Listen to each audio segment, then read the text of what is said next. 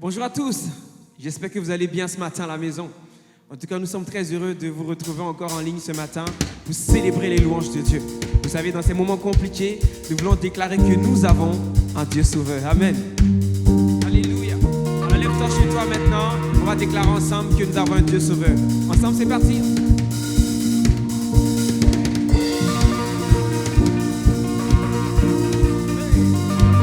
Est-ce que tu peux battre les mains chez toi à la maison?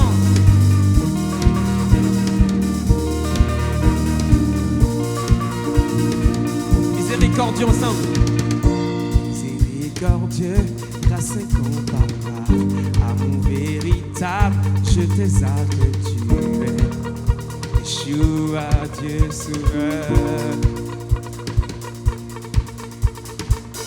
Précieux Fils unique, beauté sans pareil, sagesse insondable, je t'exalte, tu es Yeshua, Dieu sauveur. On déclare ensemble nos voix unies à celles des anges. Déclare, tu es le Dieu sauveur, notre Dieu seul sauveur. Tu le crois? Amen.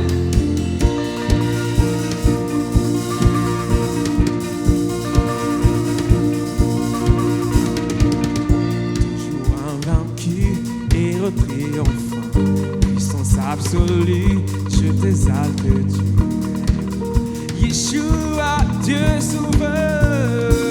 Oh, ensemble, nos voix unies à celles des anges, déclare, tu es le Dieu sauveur. Ensemble, notre Dieu seul sauveur. Ton peuple,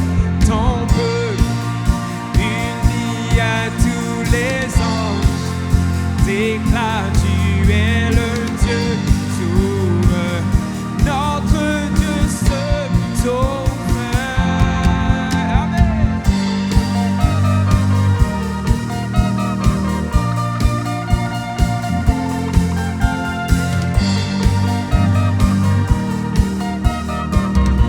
On va déclarer quelque chose ensemble ce matin. Je suis à toi. Je suis à toi. Mon cœur ne bat que si tu vis en moi. Je suis à toi. Déclare, peu importe, je suis à toi.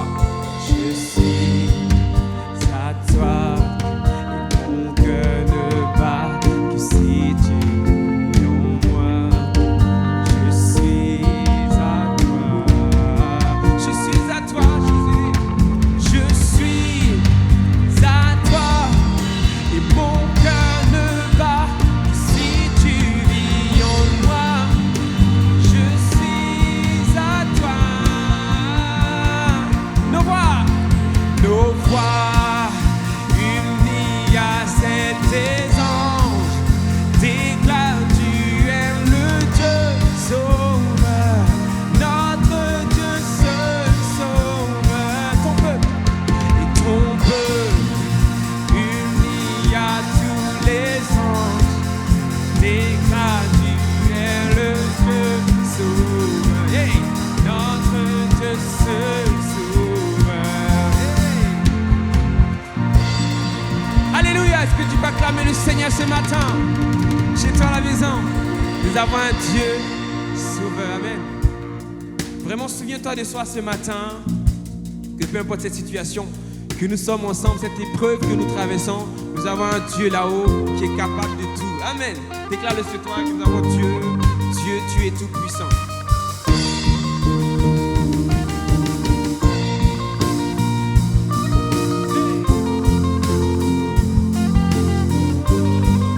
Dieu, tu es puissant, Seigneur. On déclare.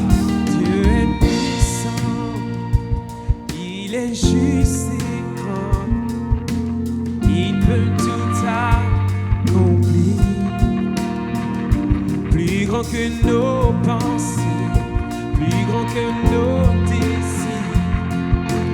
Il a fait de grandes choses ensemble, élevé, il a vaincu la mort. Oui, il vit, mon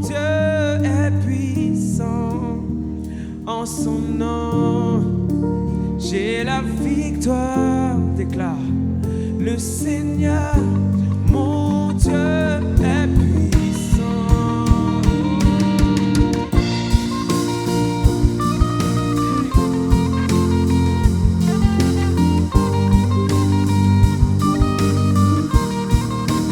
Ensemble. Dieu vit en nous, il est parmi nous. Il ouvre la voie, plus grand que nos attentes, plus grand que nos espoirs. Il a fait de grandes choses et le fait, il a vaincu la mort. Oui, il vit, mon Dieu est puissant. En son nom, j'ai la victoire. Le Seigneur, mon Dieu, est puissant. Seigneur puissant, tu es digne de louange. Alléluia, t'adorons Seigneur. Digne de louange. On va déclarer que Dieu est ici maintenant, chez toi à la maison. Dieu est ici, et sa grâce nous conduit. Il ne s'éloigne jamais, il ne s'éloigne jamais. Et Dieu est pour nous, et ses bras sont ouverts. Il nous tient dans sa main, il nous tient dans sa main. Et le fait, il a vaincu la mort. Déclare-le chez toi. Oui, il vit, mon Dieu est puissant. Et en son nom, j'ai la victoire. Le Seigneur, mon Dieu, Dieu est ici. Et Dieu est ici. Et sa grâce nous conduit. Il ne s'éloigne jamais. Il ne s'éloigne jamais. Dieu est pour nous. Ses bras sont ouverts. Il nous tient dans sa main. Il nous tient dans sa main. Et le fait, il a vaincu la mort. Le Seigneur, mon Dieu, est puissant. En son nom, j'ai la victoire. Le Seigneur, mon Dieu, est puissant. Le Seigneur, mon Dieu, est puissant. Le Seigneur, mon Dieu, est puissant. Dieu est puissant. Alléluia. Notre Dieu est puissant, Seigneur. Seigneur, nous t'invitons maintenant dans ce lieu, dans nos maisons, là où nous nous trouvons maintenant, Seigneur. Nous voulons que tu passes au milieu de nous, Seigneur Jésus, et que tu bénisses les familles qui sont présentes, Seigneur. Et nous voulons tous ensemble, que ceux qui sont en ligne, que nous qui sommes présents dans ce lieu, nous voulons déclarer que notre secours, Seigneur Jésus, se trouve en toi, Seigneur Jésus. Et que ta mort sur la croix pour nous une victoire, Seigneur. Commence à prier ton Dieu là où tu es maintenant, à déclarer dans ton salon, peu importe le lieu où tu te trouves. Si Seigneur Jésus, je veux vraiment te louer ce matin, je vais t'adorer.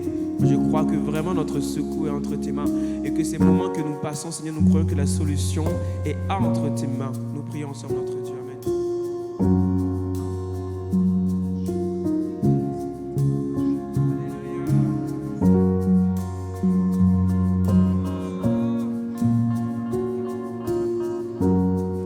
Si la lune me glace et le soleil menace, créateur des étoiles, et mon secours est en toi. Si mes larmes ruissellent et que mon pas chancelle, Créateur de la terre, mon secours est en toi. Ensemble, je lève les yeux. Je lève les yeux vers les hauts sommets. Toi seul est mon Dieu. Je proclamerai. Ensemble. Toi seul est ma force. Toi seul me restaure, mon secours est en toi. Ensemble toujours, toujours, tu me portes jamais. Tu ne donnes mon secours est en toi. Tout est en toi.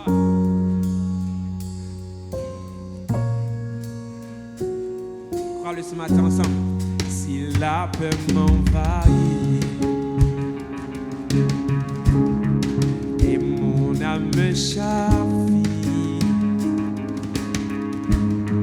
Créateur de la vie, mon secours est en toi. Si tu le crois, déclare avec moi, Seigneur, ce matin je lève les yeux vers toi. Je lève les yeux vers les hauts sommets. Car toi seul, Jésus, toi seul est mon Dieu. Je proclamerai, toi seul est ma force. Toi seul me restaure, mon secours est en toi. Toujours, toujours, tu me portes jamais. Tu ne donnes mon secours est en toi. Tout est en toi, Seigneur Jésus. Tout est en toi. Oh, tout est en toi. Ce matin, Seigneur, tout est en toi. Notre victoire, notre guérison, tout est en toi, Seigneur Jésus. Et notre délivrance, Seigneur, tout est en toi. Ta vie, toi, mon espoir, ton chemin et mon destin, ton salut, mon refuge, tout est en toi. Ta victoire, mon espoir, ton chemin et mon destin, ton salut, mon refuge, tout est en ta victoire, mon espoir, ton chemin et mon destin, ton salut, mon refuge, tout est en toi. Ta victoire, mon espoir, ton chemin, mon destin, ton salut, mon refuge, tout est en toi. Ta victoire, mon espoir, ton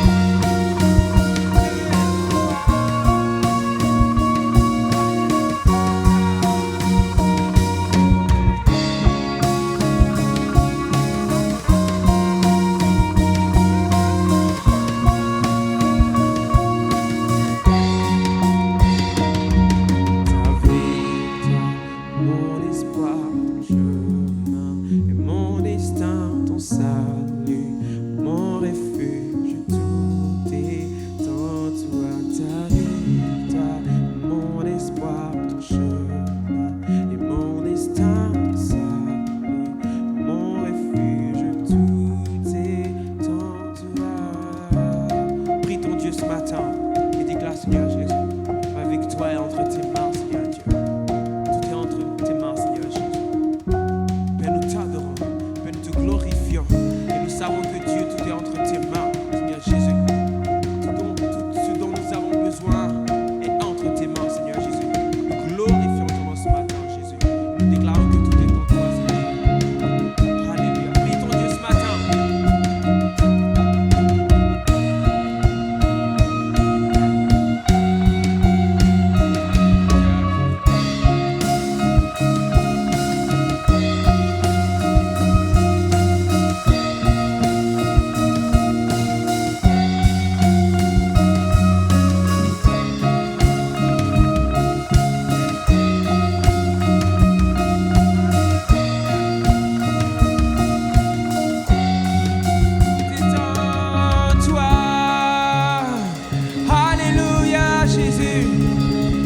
Acclamer le Seigneur ce matin, là où tu es maintenant. Amen. Amen.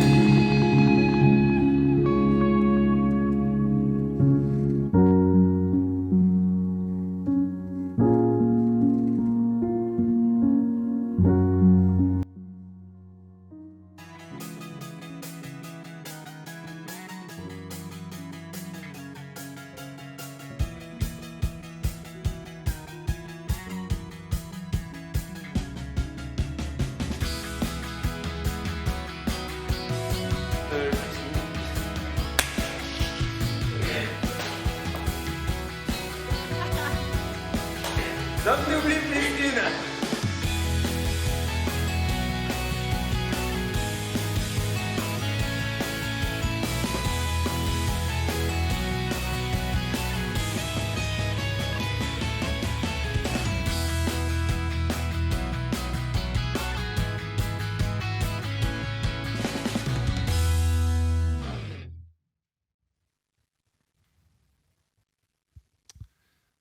Gloire à Dieu. Merci au groupe de louanges, merci au Seigneur pour ce temps de qualité.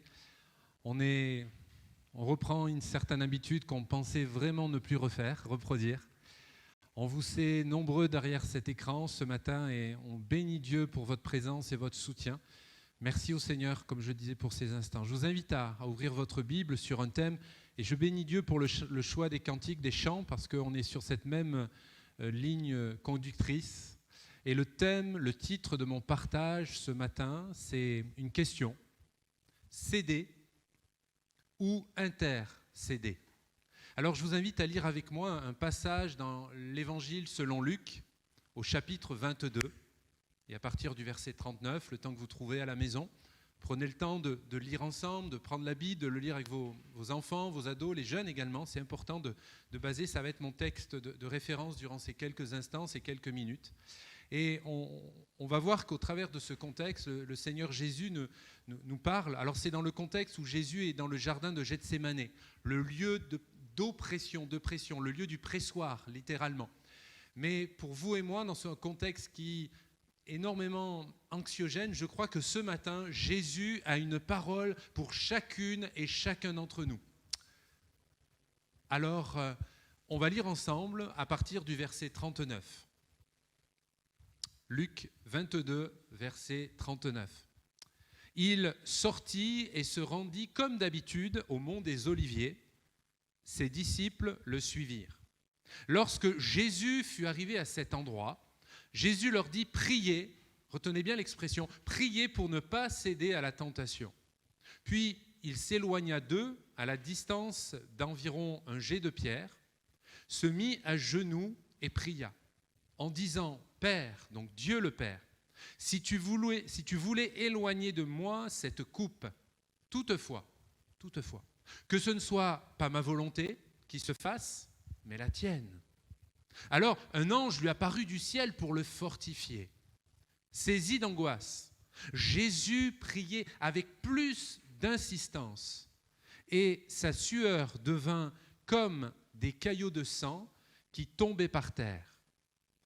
Après avoir prié, Jésus se releva et vint vers les disciples qu'il trouva endormis de tristesse. Et cette dernière expression, au verset 46, alors il leur dit, Jésus, pourquoi dormez-vous? Levez-vous et priez pour ne pas céder à la tentation. Alors, effectivement, Dans ce contexte de ce passage, Jésus est dans la dernière ligne droite avant de rentrer dans la passion du Christ. Mais j'aimerais juste développer, redonner une définition que l'on peut avoir, vous trouvez dans le dictionnaire, sur les deux verbes que j'ai cités dans le thème de mon partage. Le verbe céder. Et peut-être que vous qui écoutez ce message ce matin, vous êtes tellement bouleversé, contrebalancé par beaucoup de sujets. L'information récente, l'actualité brûlante ne nous amène pas à nous réjouir, mais bien au contraire à céder, à baisser les bras, vraiment à se laisser partir sous le poids de toutes ces très mauvaises nouvelles. La définition du verbe céder, c'est abandonner, capituler, renoncer, ne plus résister à la pression.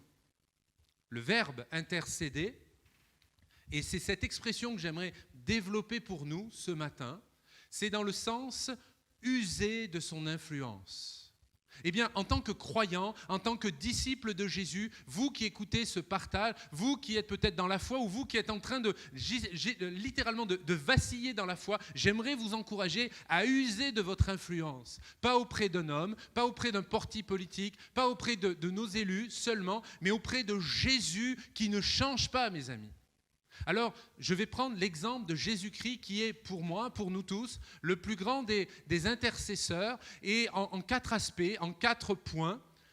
Et premièrement, l'intercession de Jésus-Christ auprès de Dieu le Père, en faveur des pécheurs. Le message de l'Évangile, les chants que nous avons chantés il y a quelques instants, premièrement, Rémi, inspiré par le Saint-Esprit, a rappelé, a proclamé que Jésus est le seul sauveur. Alléluia! Et plus que jamais, nos contemporains, vous qui écoutez ce message, vous qui allez le relayer sur vos réseaux sociaux et vous qui allez être au contact de cela, j'aimerais vous dire que la religion n'est pas une solution, non, mais la relation avec Jésus comme votre Seigneur et votre Sauveur personnel, c'est la solution, c'est le message qui est pour votre vie, mes bien-aimés. Dans le livre du prophète Ésaïe, au chapitre 53, au verset 12, il y a tout un texte prophétique parlant de la venue de Jésus comme le Messie. Et il y a de nombreux versets, et le temps me manquerait pour les développer, mais j'aimerais lire quelques-uns de ces versets. Vous pourrez les relire tout à l'heure, vous ferez pause, vous pourrez réécouter, reprendre la lecture tout à l'heure. Mais quand même, il est écrit au verset 10, Ésaïe 53, verset 10, « L'Éternel a voulu le briser par la souffrance. Si tu fais de sa vie un sacrifice de culpabilité, il verra une descendance et vivra longtemps. Et la volonté de l'Éternel sera accomplie par son intermédiaire. » J'aimerais dire ceci, et malgré ce qu'en pensent peut-être des millions de personnes sur notre terre, Jésus n'est pas n'importe quel prophète. Jésus n'est pas celui qui vient au-delà. Jésus est le seul Seigneur, il est le seul Sauveur, il est l'envoyé de l'Éternel, littéralement le Messie. Amen. Le verset qui suit dans ce texte prophétique d'Ésaïe, au verset 11. « Après tant de troubles », c'est écrit pour nous ce matin, c'est écrit pour les hommes et les femmes de 2020. « Après tant de troubles, il verra la lumière et sera satisfait. Par sa connaissance, mon serviteur juste procurera la justice à beaucoup d'hommes. C'est lui qui portera leurs fautes. » Plus qu'un Jésus, un petit Jésus dans la crèche, plus qu'une pratique religieuse. Nous sommes aujourd'hui dimanche 1er novembre et nous réalisons que certains peut-être de nos contemporains, peut-être vous êtes allés au cimetière, vous souhaitez y aller, vous voulez honorer vos décédés, vos morts, et c'est normal d'honorer la mémoire. Mais plus qu'une pratique religieuse, j'aimerais vous dire, j'aimerais vous encourager, j'aimerais insuffler parmi les croyants que Jésus ne change pas, que nous lisons dans ce texte que le fait qu'il a été brisé par la souffrance. Ta souffrance, il la connaît parce que lui, il a été littéralement brisé par la souffrance. Et ce que nous pouvons vivre actuellement, ce climat d'incertitude, ce climat anxiogène, c'est bon, ça veut dire que Jésus va régner davantage. Amen. malgré tout ce qu'on peut entendre, malgré le désespoir de bien de nos contemporains, les fermetures d'entreprises qui sont annoncées, je crois profondément que plus que jamais, le peuple de Dieu doit se relever et non pas céder à la panique, céder à la pression, céder au découragement, céder et baisser les bras, mais d'intercéder comme Jésus pour le salut des pécheurs. J'aimerais rappeler que Jésus n'a pas perdu le combat à Gethsémanée, il a remporté la victoire. Luc chapitre 22, verset 44.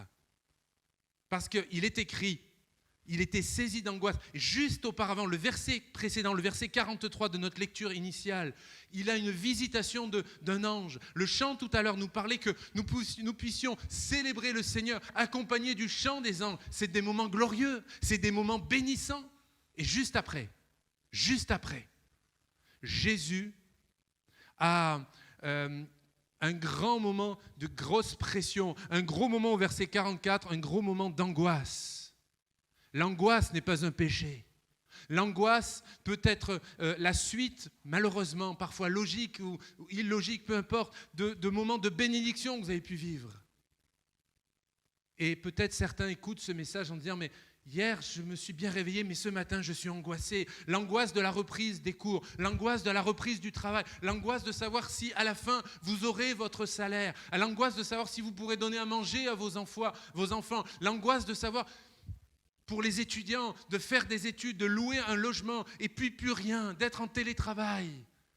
C'est angoissant. Mais bien aimé dans le Seigneur, Jésus a connu l'angoisse. Et j'aimerais rajouter l'angoisse ultime. Et pourtant, il n'a pas cédé à la panique. Et pourtant, il a combattu comme l'apôtre Paul, inspiré par le Saint-Esprit, a pu l'écrire à Timothée dans une de ses épîtres. Combat le bon combat de la foi. Mes frères, mes sœurs, les jeunes, les anciens, les enfants, ce matin, par ce message, j'aimerais vous encourager à combattre, oui, mais le combat de la foi. Nos contemporains, peu importe leur étiquette religieuse, ne sont pas nos ennemis. L'ennemi, la Bible déclare, c'est l'ennemi de notre âme. Mais nos compatriotes, peu importe leur nationalité, ils ont besoin, et vous avez besoin de savoir et de reconnaître qu'il y a un Dieu sauveur, comme nous l'avons chanté, mais plus que des paroles d'un chant, plus qu'une parole d'une mélodie, c'est une réalité. Et je crois que même au travers de cette vidéo, même au travers surtout de ce culte en ligne, je crois que ce matin, aujourd'hui, certains vont rencontrer Jésus comme leur sauveur personnel. À Dieu soit toute la gloire. Amen. Le deuxième aspect de cet exemple de Jésus comme notre intercesseur, il a prié en faveur des croyants les plus faibles. Nous le lisons les quelques versets auparavant, Luc chapitre 22 toujours, et au verset 32, je le lis pour nous, il est écrit « Mais moi, déclare Jésus, j'ai prié pour toi, afin que ta foi ne disparaisse pas. Et toi, quand tu seras revenu à moi, affermis tes frères. » C'est un message extraordinaire, le message de l'Évangile.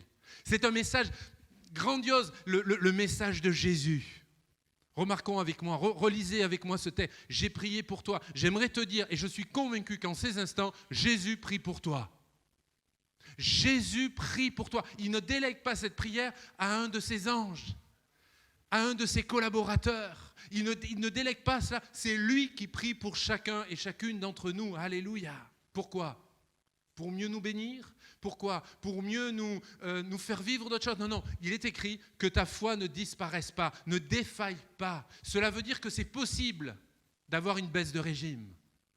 Et ne nous mentons pas, ne soyons pas dans l'illusion, ne soyons pas de regarder que ce n'est pas possible. Oui, malheureusement, des croyants peuvent perdre la foi. Et c'est un message solennel que je lance, et que ce soit relayé au plus grand nombre. Ne perdez pas la foi.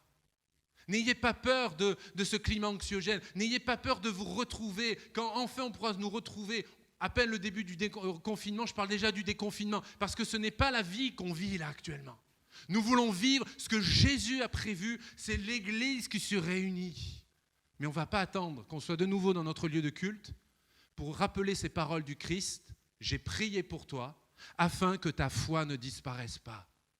Il y a un engagement, soit intentionnel dans ta vie de prière, soit intentionnel dans tes temps de louange, dans tes temps spirituels. Ne regarde pas seulement à ce qu'il te manque, mais regarde également tout ce que a fait Jésus, le Seigneur, dans ta vie et qu'il continue de faire. Remarquez avec moi que le processus de Jésus, il prie afin que la foi ne disparaisse pas. Mais quand cet homme, ce disciple, cet homme, cette femme, cet enfant revient à Christ, il est, j'allais dire, regonflé de nouveau dans la foi. Il ne rentre pas dans les rangs seulement, mais lui-même va bénir d'autres. Lui-même va, il est écrit, quand tu seras revenu à moi, affermis tes frères. Et là, j'aimerais m'adresser aux grands frères et aux grandes sœurs spirituelles qui sont au milieu de nous. J'aimerais m'adresser à ceux qui ont l'expérience de la vie au milieu de nous. J'aimerais m'adresser à ceux qui ont un peu plus de notions, de culture, d'enseignement, de relation avec Jésus-Christ par le Saint-Esprit au milieu de nous. Alors, on pourrait se dire, moi ça va, eh bien tout va bien, je vis bien, j'ai bien vécu le premier confinement, donc le second confinement, eh bien, finger in the noise, quoi. Non, vous êtes appelés à bénir d'autres, par votre prière, par votre don, par être intentionnel, en prenant soin de quelques-uns que je suis convaincu, le Saint-Esprit va mettre sur votre cœur. Et ne vous dites pas, mais ce n'est pas mon métier. Ce n'est pas ma fonction, je n'ai pas été élu pour ça. Eh bien si, vous avez été élus. Vous êtes les élus du Seigneur. Ne sous-estimons pas, ne méprisons pas un simple envoi d'un SMS, un coup de téléphone, un WhatsApp. Je suis convaincu que le Saint-Esprit est à l'œuvre. Mais je suis convaincu aussi que parfois, c'est peut-être nous-mêmes qui freinons l'œuvre de Dieu, mes amis. Jésus a dit, j'ai prié pour toi afin que ta foi ne disparaisse pas et que toi, quand tu seras revenu à moi, affermis tes frères. Alors, prenons garde de ne pas tomber. Que celle qui est debout prenne garde de ne pas tomber. Régulièrement, j'aime relire ce verset de l'Écriture. Régulièrement, j'aime me rappeler que si j'en suis là où j'en suis, c'est purement par la grâce de Dieu. Et j'aimerais te dire ce matin, ou ce soir, si tu l'écoutes ce soir, ce message, que là où tu en es, ce n'est pas seulement par ta force, même si tu y as accompli des efforts. C'est purement et vraiment, véritablement par la grâce de Dieu, par l'assistance du Saint-Esprit, du ministère du Saint-Esprit. J'aimerais m'adresser, alors là je m'adresse vraiment à la communauté locale de l'église Le Chemin à La Rochelle. J'aimerais m'adresser à 4 personnes au milieu de nous. Les 4 sœurs qui devaient s'engager dans les eaux du baptême aujourd'hui. Et c'est le cœur triste, le cœur serré qu'on a dû encore une deuxième fois annuler ce service de baptême. Pour tout vous dire, mes bien-aimés, je leur ai fait cette promesse solennelle, on va les baptiser. Mais il y a une vraie amertume, un vrai besoin aussi d'être entouré. Et je m'adresse aux frères et sœurs qui ont un peu plus d'expérience que ces 4 personnes. Prenez soin d'elles. Prenez soin des enfants, des brebis que Dieu nous permet de paître. Plus que jamais, l'Église a besoin de bergers au pluriel, pas seulement de pasteurs, de ministères dons pour l'Église, mais vous-même, prenez soin des uns des autres. Prenons soin les uns auprès des autres, comme nous venons de le lire. Jésus a intercédé en faveur des pécheurs. Jésus intercède en faveur des croyants les plus faibles. 3e aspect, nous le trouvons dans le même évangile, mais le chapitre suivant, chapitre 23, verset 34. Jésus dit, « Père, pardonne-leur, car ils ne savent ce qu'ils font. » Nous connaissons tous ces merveilleuses paroles. Et ils se partagèrent ses vêtements tirant au sort. Là, j'aimerais mettre l'emphase sur l'intercession de Jésus en faveur des ennemis. Parce que, ne nous trompons pas, il y a des personnes qui ne connaissent pas Dieu, mais il y a des personnes qui sont anti-Dieu, même s'ils sont religieux. Ce n'est pas la religion qui sauve, c'est reconnaître Jésus comme son Seigneur et son Sauveur personnel et vouloir vivre en pleine sainteté de vie selon l'enseignement de Christ dans la Bible et dans la parole de Dieu. Oui, spirituellement, nous avons des ennemis. Et les ennemis ne sont pas typés selon une couleur de peau, selon un certain déshabillement ou des habits, etc. Non, non, c'est spirituel. La Bible déclare que nous n'avons pas à lutter contre la chair et le sang, mais contre des puissances, des dominations, Et peuple de Dieu, j'aimerais m'adresser à toi, les frères et sœurs, ne vous trompez pas, être pentecôtiste, croire dans le ministère du Saint-Esprit, c'est pas seulement sur le parler en langue, c'est aussi d'être armé dans ce combat spirituel. Les ténèbres s'épaississent sur notre monde, mais Jésus revient bientôt chercher son Église. Jésus revient bientôt, mes amis, alléluia. En faveur de ses ennemis, l'amour de Jésus qui s'est laissé crucifier sur la croix en 3 aspects très courtement. Premièrement, c'est un amour jusque-boutiste. Il est allé jusqu'au bout. Il n'a pas dit, écoutez, je suis allé jusque-là, maintenant je pars. Deuxièmement, il a pris autorité. Personne ne lui a pris sa vie. Vous m'entendez? Personne ne lui a pris. Il a donné sa vie par amour pour toi. Il a donné sa vie par amour pour toute l'humanité, pour ceux qui allaient l'aimer, pour ceux qui ne l'aimeraient jamais. Il a quand même donné sa vie. Et le troisième aspect, c'est la réalité. Vous et moi, nous pouvons vraiment attester de la réalité de l'oppression, de la réalité que aller dans un lieu de culte chrétien, aller vouloir prier librement, eh bien ça nous en coûte, même en France. À ce propos, l'ensemble des responsables de notre Église, de notre assemblée, veut prier pour les familles de ces personnes qui ont été lâchement tuées à cause de cette folie religieuse. Du fond du cœur, nous prions pour toutes ces familles et nous sommes convaincus, et c'est le 4e aspect que je vais développer maintenant, que Dieu répond à la prière et que Dieu, par son esprit, peut consoler les cœurs. Le 4e aspect, c'est justement d'intercéder pour l'envoi du Saint-Esprit qui est le consolateur. Jean chapitre 14, versets 16 à 18, ce sera ma dernière référence biblique. Quant à moi, déclare Jésus, je prierai le Père, Dieu le Père, et il vous donnera un autre défenseur, afin qu'il reste éternellement avec vous. L'Esprit de la vérité que le monde ne peut pas accepter parce qu'il ne le voit pas et ne le connaît pas, mais vous le connaissez, car il reste avec vous et il sera en vous. Je ne vous laisserai pas orphelins, je reviens vers vous, déclare Jésus. Quelques courtes remarques sur ce merveilleux texte. Premièrement, c'est un des textes, comme d'autres, qui prouvent la triunicité, la trinité des 3 personnes en Dieu. Jésus parle du Père et Jésus parle également de la venue du Saint-Esprit, de l'Esprit du Christ. Et dans le passage, il est mention de l'Esprit de la vérité. J'aimerais m'adresser à ceux qui cherchent Dieu, vraiment d'une manière sincère, même dans une pratique religieuse qui est différente de la chrétienté.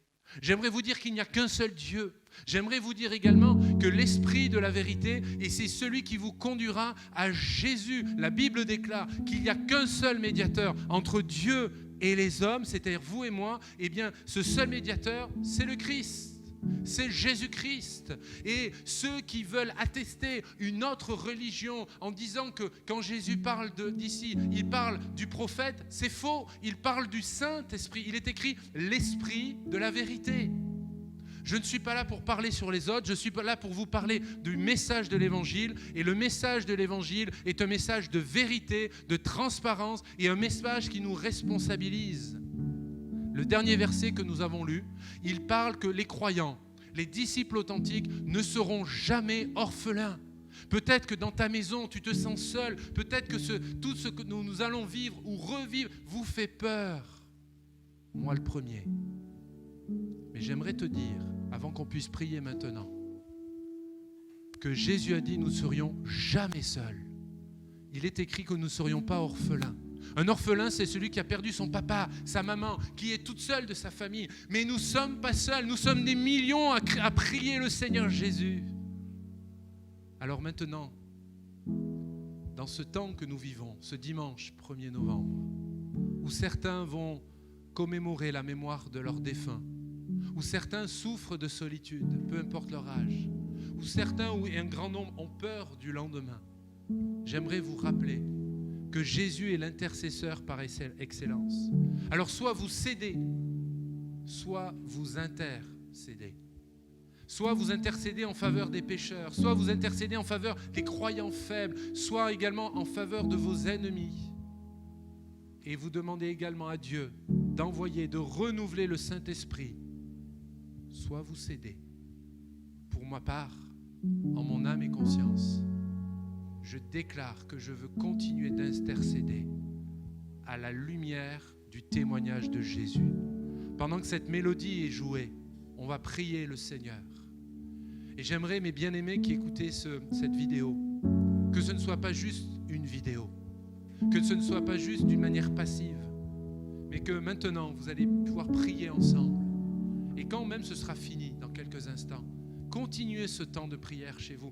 Parlez, rebondissez sur ce que vous avez entendu, les versets que nous avons lus, et partagez ensemble en famille, dans le couple.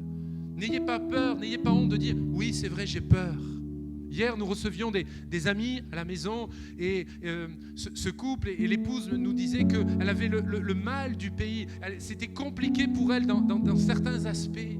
Moi, je crois qu'on peut prier ensemble et Dieu va agir dans son cœur comme dans le cœur de nombreuses personnes. Alors nous allons prier le Seigneur maintenant. Et si vous croyez que Dieu peut vous bénir, priez avec moi maintenant. Seigneur Jésus, toi qui nous as donné cette merveilleuse prière, cet exemple du Notre Père qui est aux cieux, je te prie, Seigneur, vraiment, de conduire et d'inspirer, Seigneur mon Dieu, ces temps qui vont suivre à la suite de cette célébration. Le temps est court et je crois qu'en ces instants, tu peux toucher les cœurs à salut. Mon propos était simple, soit nous cédons, soit nous nous ressaisissons et nous continuons d'intercéder. Je te prie au nom de Jésus que ces paroles soient suivies d'effet dans les cœurs de tous ceux et celles qui auront suivi ce propos, ce partage biblique. Bénis ton Église, Seigneur, notre assemblée bien sûr, mais toute la francophonie. Nous voulons être en bénédiction pour tous les croyants qui nous suivent, tous ceux et celles qui nous écoutent à l'île de la Réunion, que ce soit en France, en Belgique, en Afrique, au Congo par exemple. Seigneur, bénis ton peuple, bénis notre pays de France. Les ténèbres s'épaississent et nous te prions que la lumière de Jésus brille davantage. Encourage les croyants à relever le défi de la foi. Garde-les, Seigneur. Protège-les, Seigneur. Et je te prie, Seigneur, que ce dimanche soit encore un temps de grâce pour chacune et chacun d'entre nous. Nous te bénissons pour la liberté de culte dont nous jouissons. Et nous te prions également pour ceux qui ne peuvent, ne serait-ce que prier. Nous voulons prier pour eux également. Au nom du Père, au nom du Fils et au nom du Saint-Esprit. Amen. Nous vous souhaitons un bon dimanche, que vous soyez en famille, que vous soyez en couple, seul. Soyons des témoins de l'Évangile. Avec toute l'équipe, on vous souhaite un bon dimanche et on vous donne rendez-vous dimanche prochain, même jour, même heure, même endroit, chaîne YouTube Église Le Chemin. Faites connaître et développer le ministère de votre Église au travers de ces moyens. Bon dimanche!